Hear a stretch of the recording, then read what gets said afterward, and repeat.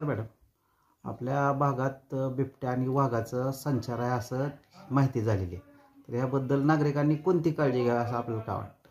नमस्ते, मी पीरजादे वनपाल पांगरी. मला असं आता सध्या आपल्याकडं वाघ बिबट्या आहे आणि सगळ्यांना माहीत झालेले की वाघ बिबट्या आपल्याकडे वावर चालू आहे.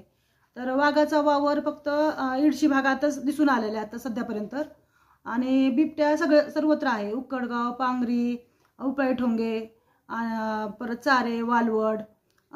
तरी सर्वांनी मला असं वाटतं की सर्वांनी काळजी घ्यावी. म्हणजे रात्री, कारण वन्य प्राणी हे रात्री अग्रेसिव्ह असतात. त्यामुळे पहाट आणि संध्याकाळच्या वेळेस तुम्ही जेवढं होईल तेवढं दोघं तिघं समूहाने बाहेर निघावं. टॉर्च आपल्या बरोबर असावी. मोबाईलमध्ये गाणे ते चालू जर असेल तर चांगलंच आहे. जर तुम्ही शेतामध्ये, शेतकरी सरास आता कसं पाण्याला शेतात जातातच, म्हणजे शेतामध्ये पाणी देण्यासाठी जातात, त्यावेळी थोडीशी शेकोटी करावी आणि तुमच्याजवळ तुमचा मोबाईल चालू ठेवावा. बॅटरी तर तुमच्या सोबत असावीच. मग एकट्याने जाऊ नये, दोघा तिघांनी समूह करून जावा तुम्हाला.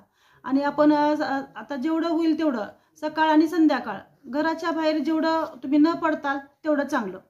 बिबट्याच्या हल्ल्यापासून वाचण्यासाठी काय काळजी घ्यावी नागरिकांनी हे सांगा. आता तुम्ही शेतामध्ये जर काम करत असला तर झुडपे तुमच्या शेतात, म्हणजे विनाकारण झुडपे असेल ते स्वच्छ करा. म्हणजे ते येणे जाऊन तुम्हाला पटकीने काही आलं तर ते तुम्हाला दिसल. आता गावामध्ये आजूबाजूला झुडपे असतात, गावाचे आजूबाजूचे झुडपे खालनं कट करून हे करा. म्हणजे तुम्हाला ते स्वच्छ केलं तर तुम्हाला ते दिसून येतील. परत तुमचा तलाव बिलाव तिथं तुमच्या शेताजवळ असेल तर तिथली झुडपे स्वच्छ करा. गावकऱ्यांनी ती स्वतः काळजी घ्यावी लागेल. असं परत अनेक तुम्ही रस्त्याला जाता, रस्त्याला म्हणजे गाडी क्रॉस करताना एखादी झुडपं आडवी येत असेल तर म्हणजे जेणेकरून दाट झाडी असेल ते थोडंसं तुम्ही असं विरळ केल्यानंतर तुम्हाला थोडासा प्रॉब्लेम येणार नाही. तुमचे परिसरातील, जवळच्या परिसरातील कुत्रे आता तुम्ही दररोज सहवास करता, तुम्हाला दिसतं.